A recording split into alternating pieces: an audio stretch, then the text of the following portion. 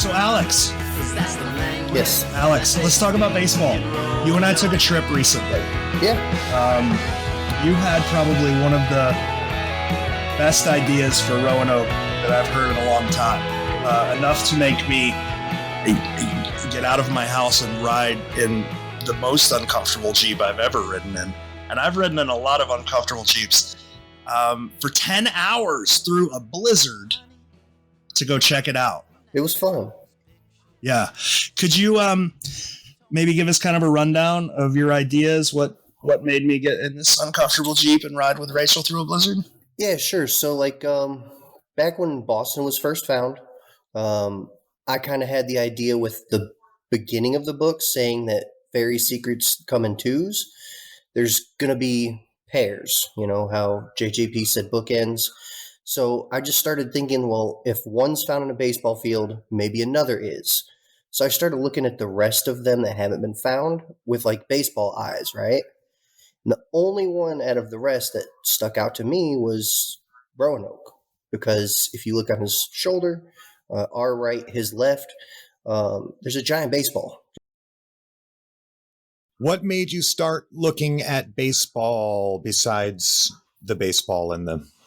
I mean, that's a pretty clear baseball, yeah, basically just my theory on the book was that the fairy secrets come in twos has to mean something more important than just a poem and a painting. He obviously already told you you're going to use a poem and a painting to find the thing. Why is he saying they're coming in twos? It made me think that they're going to be found in similar ways, and since there's an even number of them, each of them will have a pair or a bookend. Well, it's interesting because we've only got 3 that are found. We've created patterns where patterns might not exist, right? Like we think everybody always assumes that all of these are found in parks, right? Because Cleveland and Chicago were found in a park, but 2 being found in a park doesn't necessarily make that a pattern. Like we all kind of agree on Montreal being buried somewhere right around the club near the leg eater, and that's not a park at all, right? So it could be creating a pattern where Chicago's found in a park, Cleveland's found in a park, Boston's found in a ball field, Roanoke's found in a ball field. Where do we go from here? Let's get back to Roanoke. Alex, let me give you a jumping off point. Let me try this way. Bradley and I worked on Roanoke for a couple of years together. This was kind of Bradley's baby, and the park that you end up in is also the park Bradley ended up in. When we were working in this park, I think everybody that works on Roanoke kind of assumes the first part of the verse works the same way. It's getting you from somewhere near the Wright Brothers Monument onto Roanoke Island. And then I think once you get on Roanoke Island, it's where everybody gets lost. This verse seems to take you step by step, turn by turn to an island, and then everybody's just automatically jumps over to the Elizabethan Gardens. Back then, and to be honest, I can't remember who came up with who. I'm assuming Bradley came up with all of this. Back then, we were looking at this in a way to where we both liked the overlook at Fort Raleigh, but when you get to the overlook, the verse tells you to look north at the wing and dig, and you really can't. We assume the Wright Brothers Monument was the wing, but you really can't see that. So we were trying to find other places on the island where you could look north and find a wing. And just south of the only airport on this island, on the barrier of the airport, is Westcott Park. It's a park with a couple of baseball fields, and that's a playground, and that's about it in the field. So we thought that would be a good place to start. We started noticing connections like Driftwood Avenue is at Westcott Park. We started talking to locals, and they told us back in the day, Westcott Park now is on a dirt road, but back in the day, or it's on a paved road, but back in the day, that dirt road Westcott Park is on a paved road now, but back in the day, the paved road was dirt. And we found a local that told us that the dirt road was Micah Avenue, which was crazy. Now I've since looked at maps. I've talked to a bunch of other locals. I can't find any proof of that. That's totally hearsay. But the big thing to us was finding a place where you could look north at a wing and it'd be logical. You could see it and you would know exactly where you were at. What's the wing again? The airport? The airport. Yeah, the airport. I mean, when you're standing at this park, you're looking at some woods right now. Back in the day, the woods were not as much there. But you're literally looking at the runway and where planes are stored. You're looking directly at the airport. And if you're standing on the place that we're going to be getting to here in a moment, looking north, you're literally looking at the airport's like lighthouse as it's spinning. And in the image, there's a gigantic white ball of light right in the window. Let's skip the first half of this verse, because we all agree that the first half of this verse is just taking you to the land by the window, right? So once we get to the land by the window, how are you interpreting this verse, Alex? Okay, so you've got the road that leads to dark forest. As you were telling me, we were going onto the island, that the whole island is called the dark forest. Where white is in color, I took that to be baseball, because if you look like at the front of the book, everybody, in all of the baseball outfits and pictures that Byron chose to use were like white colored jerseys, right? Like that's majority of what baseball players wore back then. So I take that to just be baseball teams. And you've got with two maps back in the 80s when it was first being built, there was only 2 fields there, not 3 like there are now. So I believe it was just to tell you 2 maps are 2 baseball fields once you're at the right park, right? A path beckons to mica and driftwood would be, of course, the Driftwood Ave, Circle, and Court. There's like 4 driftwoods right there. I never really placed the mica. If what you're saying is true and there was a mica road, that'd be, pretty solid.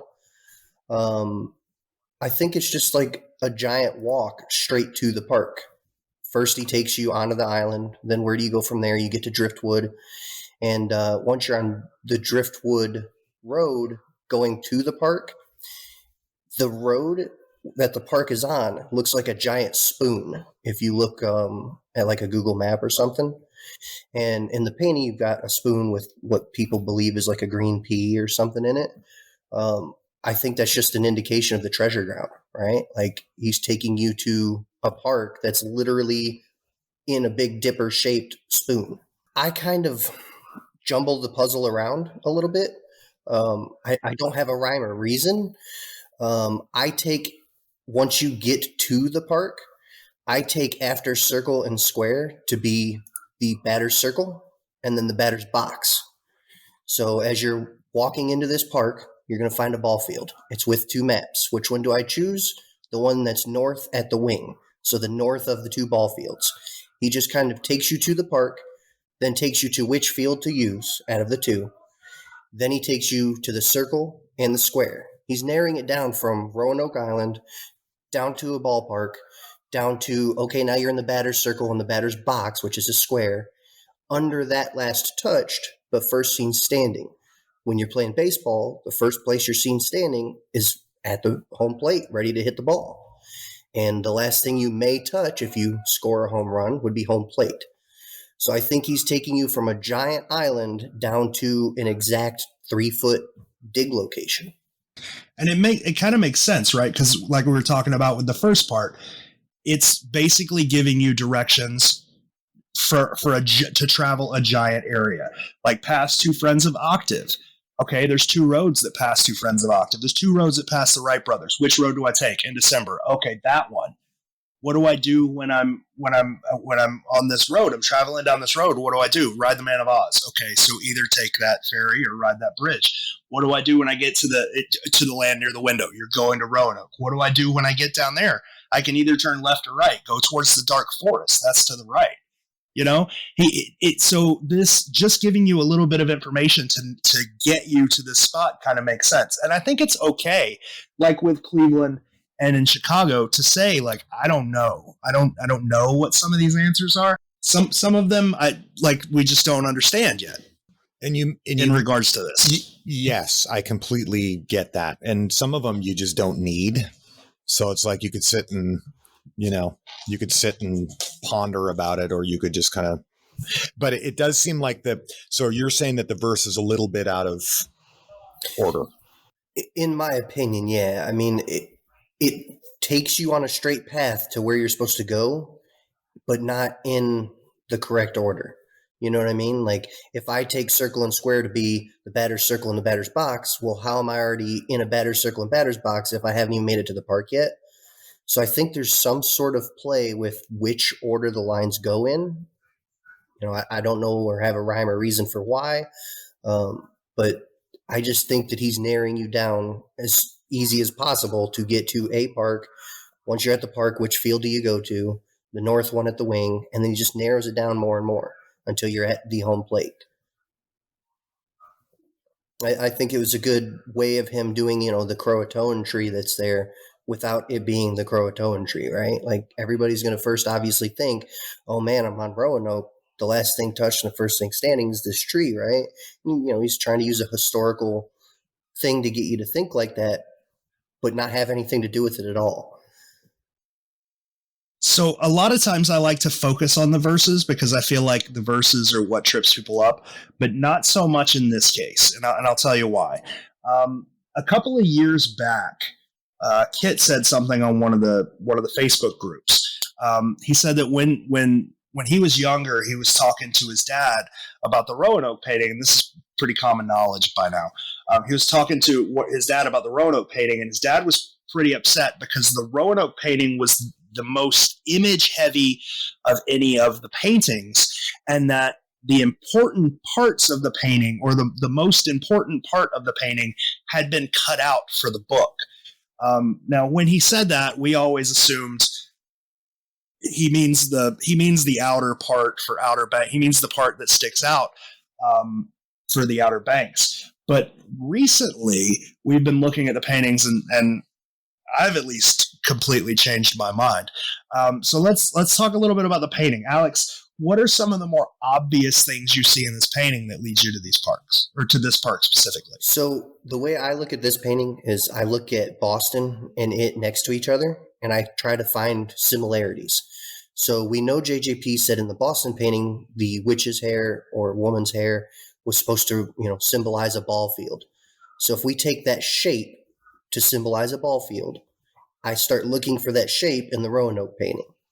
If you look at the stomach area of the medieval scarecrow, you start to see the same sort of a similar shape. It looks like a ball field, right? The infield. Or at the very least, two ball fields placed right next to each other, just like it is in this park. So if you take that to be, you know, the ball field or both ball fields, there's a similar shape there. You've got the baseball on one shoulder, a baseball bat on the other shoulder. In his mask, I didn't find this was somebody on Facebook. I don't remember their name now, but if you look inside of his, you know, helmet, it looks like a giant airplane. So that makes you, you know, think that you're going to be near an airport or somewhere where a plane is going to be, you know, relevant. And then if you're looking at the painting number 5 that we circled, that would be like the obvious identifier, right? That's the part that was cut out of the painting, and it's an exact shape of a home plate. Yeah. No, Yeah, you can't argue that. It's way too obvious. And it's like the only thing that was cut out of the book. You can't see it in the book. that section's right pulled out. Yeah, Yeah. it's cut out. So when we started looking at this, things started to make sense, right? I couldn't necessarily get to, because when Bradley approached me with this, I looked at it sort of in an analytical way, and then so long of time had passed. Alex and I decided to go up there. I just started looking at it a little more creatively, and things started to fall into place. Like, you get to this park, and there's this giant sign that says Westcott Park, and it's owned and operated by the Lions Club, right?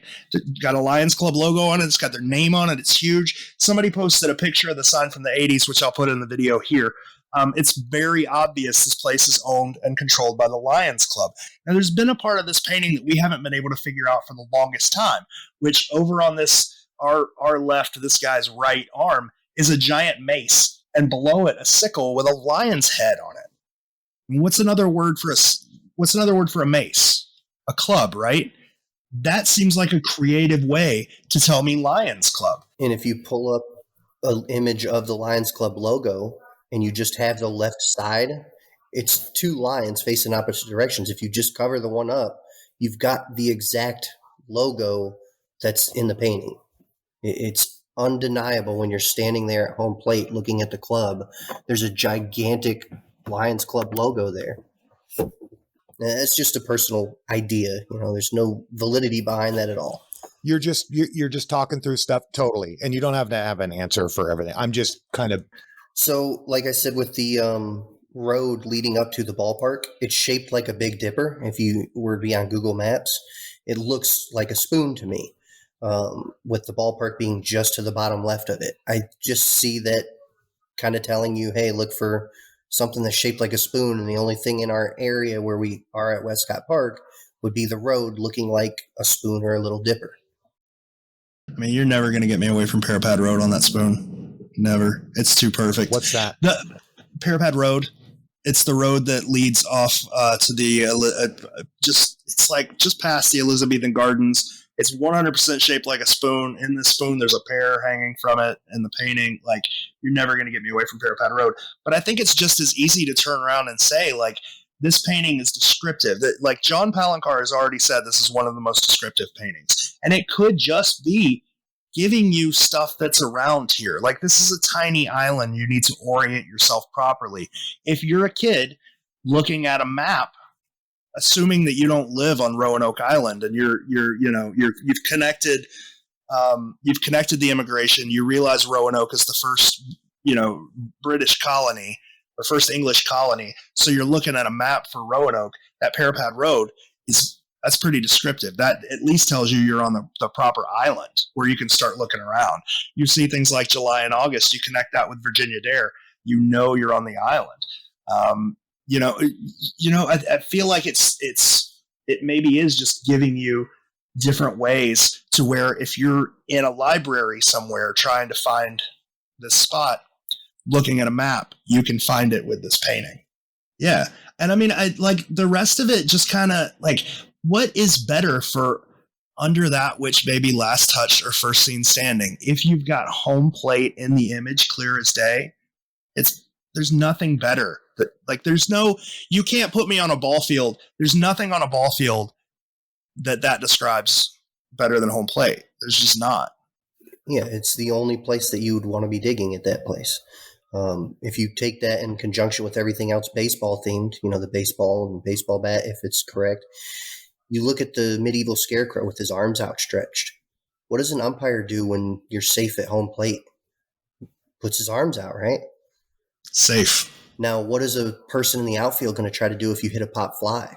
If you look at the fairy holding the little globe with the flower in it, it's almost like he's trying to jump over a wall at a field and catch a ball, right? Yeah. Okay. Well, and also, I sent you guys that image of you can draw a line across everything, essentially. If you connect the dots, you can draw a baseball home plate using that scarecrow statue, right? Like the top of it is his arms, right? Comes down, and then you would curve where the bubble is, basically, or the clock even. Go down to the bottom, and then you can kind of continue on, and you'll draw out a baseball home plate. Pretty simple. I mean, like, if we're being honest, the things that got me excited about this were the realization of under that which maybe last touched or first seen standing is probably describing home plate, and the fact that there's a home plate directly south of a freaking airport, when those two lines seem to be the most important lines in this verse, and we've never really been able to explain them before. If I had something anywhere near that for San Francisco, I would lose my mind, and I would be, and you know what I mean? Like 2% of that would get me super excited. There's nothing like that. And I mean, people are going to argue that there are, but I mean, come on, not that definitive. I find it, and this is a personal belief again, I find it hard to believe that he's going to put it anywhere near Elizabethan Gardens or Wright Brothers Monument. Like, he'd have to completely take you on the island and back off for that one.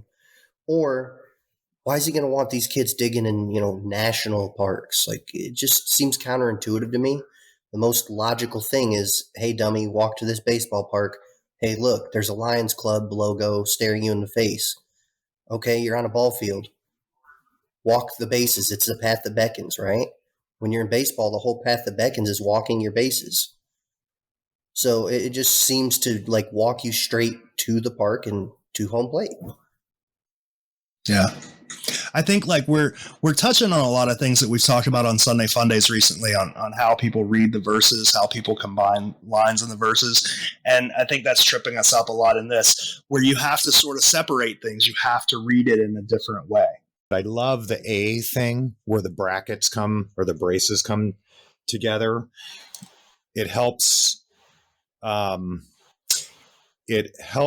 me utilize the balance, the theme of balance and coming together for this, the whirling dervish thing. I think some of the things that we've heard about this, the bringing together of things, almost reminds me of yin and yang, although yin and yang are opposites, right? This is more of like things that come together. Yeah, and while you're on the topic of, the whirling dervishes and the gift giver clue, he basically said one hand's giving, one hand's taking or receiving, right? What else could that mean? Exactly, right? One hand's going to be catching a ball, one hand's going to be throwing a ball. He doesn't want to, or they don't want to just give it away, right? That's not the point of a gift giver clue, I wouldn't imagine. I think they want to be more playful. A perspective has a lot to do with these puzzles have a lot to do with their perspective. And I think, like with Cleveland, for instance, they kind of got tripped up because at first their perspective was that they were looking at the wall from the side that, you dig from, sort of thing. And that led them to dig the first hole unsuccessfully, right? And then when you realize that they're actually looking at it from the back of the wall, which when you walk into that garden is actually the front of the wall, technically, they figured it out. And I wonder, like with this picture, so you got the Lions Club image on the side, on the our left-hand side, right? Your baseball bat clue is there and all that kind of stuff. Is that telling us, like, when you're at the spot, if you look to the left, you're going to see the Lions Club image. And if you look to the right, you're going to see, something else that's a little more specific. You know what I mean? Like, do you think that's what's going on here? Or is it just a matter of here's a whole bunch of things that you'll see eventually on this journey that'll lead you to the spot? So I've never thought about it that way. But when you're standing on home plate, looking north at the airport or the wing, straight ahead of you in your line of sight, you're looking past the first base line where the big yellow pole is, right, which are also called wings. And right behind that is the lighthouse that I was talking about. And to the left of that is the Lions Club building, right, where you can park and go to. So the Lions Club building would be on your left. The light or the lighthouse would be right there in your middle. And I don't know about to the right. It was just, trees and houses over there, but if we could find something that would be there, that would be good. So obviously you've extrapolated this to some of the other puzzles and you've started looking for tie-ins between other ones, I presume. Yeah, I mean, I've tried to dabble in it. I haven't found anything worth any salt except for this one. I think Roanoke's the only one I'm anywhere near sane on. And is the tie-in the actual dig spot, the general area of the dig spot? Yeah, no, I think it's going to be the dig spot because you've got in Boston a home plate with a foot on it in the sleeve. In Roanoke, you've got a home plate. So it's either directly under it or right around it, as in Boston's case, right? So we can say pretty definitively that home plate has been dug up. We don't know who dug it up. We're just going to go with we don't know who dug it up. We'll say that it was dug up. And nothing was found. However, there are problems with that. If a casque is buried on a ball field, it's likely much deeper than it was when it was first buried. Because ball fields, they get renovated every few years, every 4 or 5, 10 years, ball fields get renovated. Now, they don't move where home plate is. They don't move where any of the bases are, and they don't remove any dirt. But what they do is add clay. They add several inches of clay. So you have to think over 40 years, how many times has this ball field been renovated? How many times have they added clay to that infield? Multiply that, it's going to be that much deeper, which sucks. We have gone through as much as we can to get permission.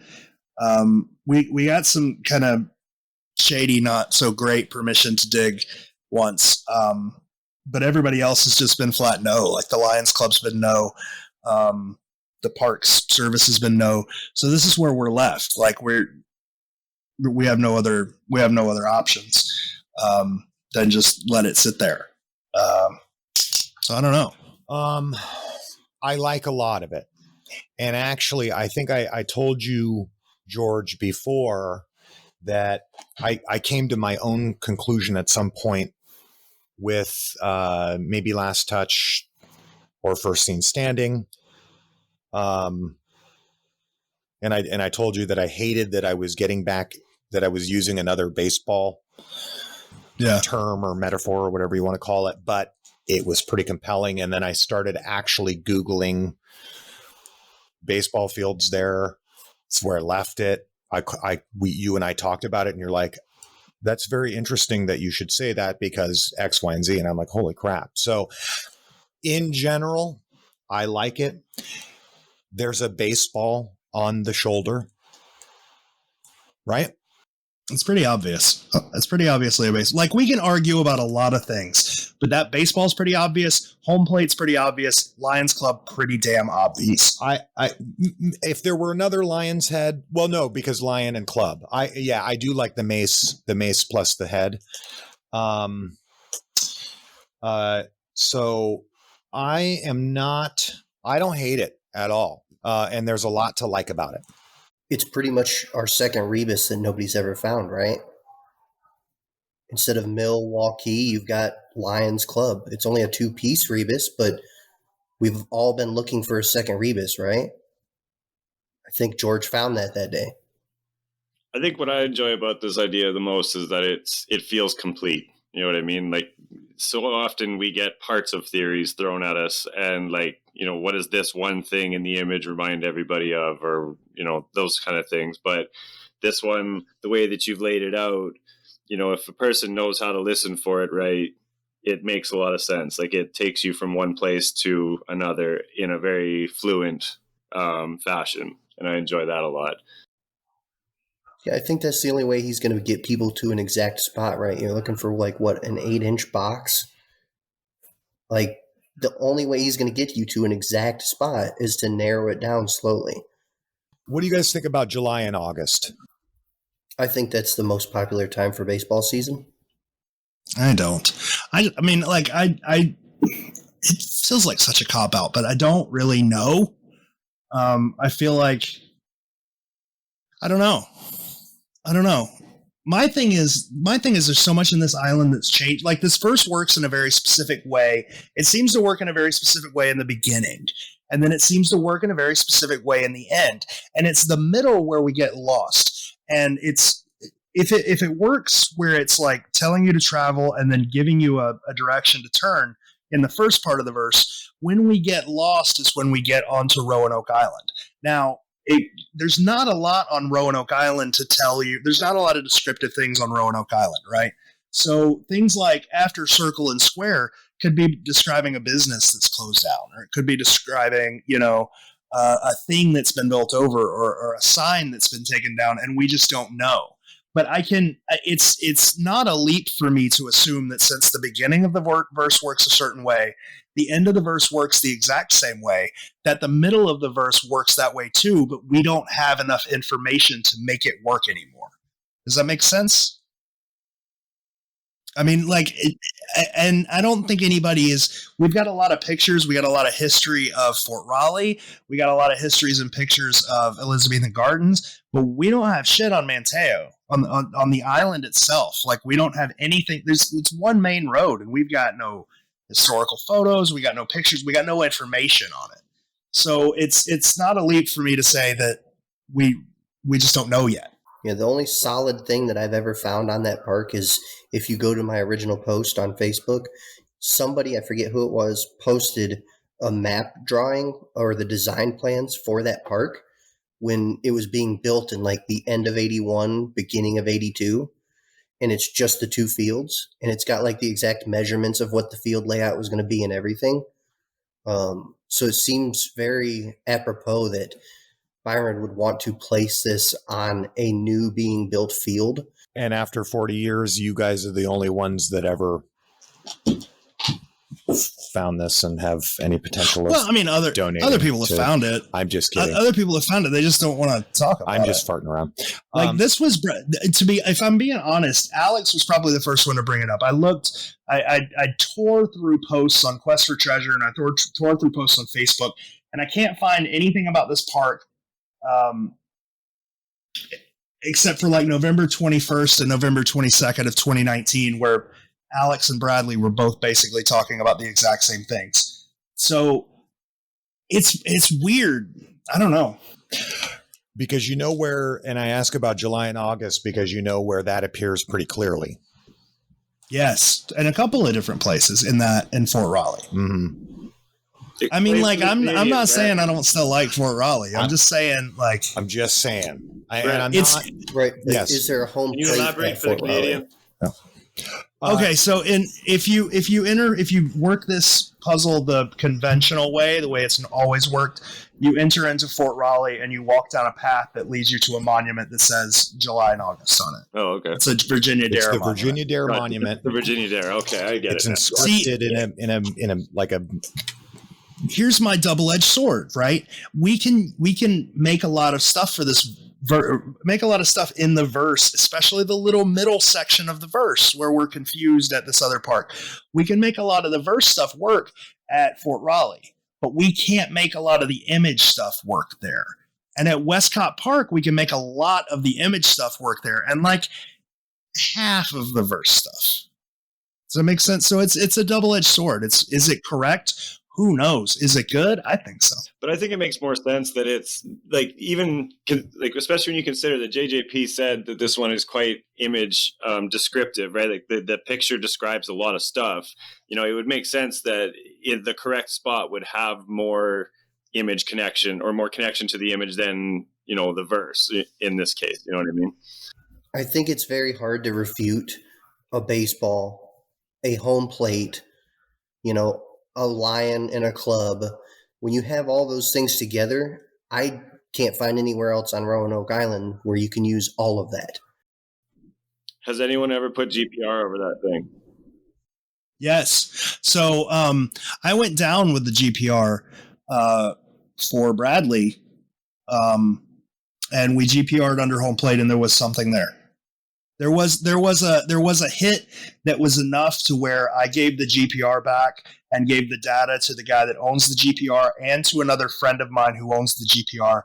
I scanned two different fields, right? Because there's two fields next to each other, and I scanned them both, and they both pointed at all the field composition was the exact same for what we scanned, except for underneath that home plate, which I did not tell them about. They both pointed to that section and went, it's right there.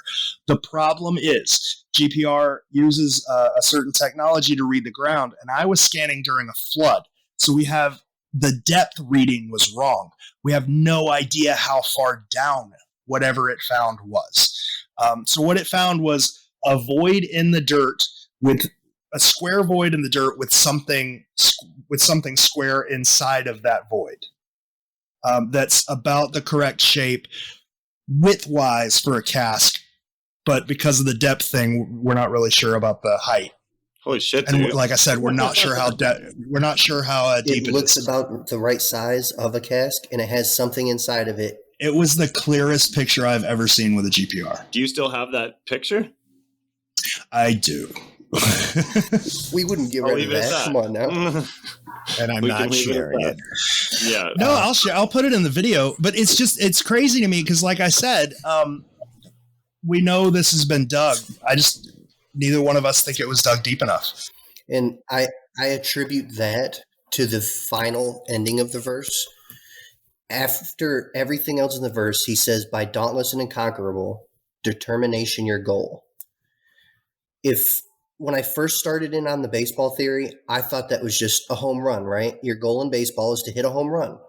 What do? You run your bases and you come back to home plate. But if he just took you to circle and square, under that last touch, first seen standing, you're already at home plate. So why would he waste the last two lines to tell you to hit a home run to go back to home plate? I take that to be dauntless. No, I take it to be dauntless and unconquerable. Determination, your goal is you have to dig deep. He's telling you, don't stop digging, don't give up. This one's going to be at the 3.5 feet deep mark back then, because he put a max of 3.5, right? I think he was very poetically telling you, don't stop. And then you've got to take into account clay being added to it. Now, I'll say, just for people who are inexperienced digging, if you mess up home plate, if you pull home plate out of the ground, you're going to screw up a park for a while if you don't know how to put it back in. Right? Because they have to come out and remeasure everything, realign everything. What you don't have to worry about is a batter's box, because those are built to be destroyed. Batters come in there and kick up, like, Brett, you played baseball, right? You just kick holes into a batter's box to get your footing. It's your job to knock the lines out of it. If you wanted to dig under home plate, the easiest way you could do it is dig a hole down batter's box and then just go to the side. That way you don't mess up home plate. You don't move home plate from where it is. Then when you refill the batter's box, if it's a little lumpy, it doesn't matter because it was like that when you got there. Just a little pro tip. So Cole, should we grade it? You go first.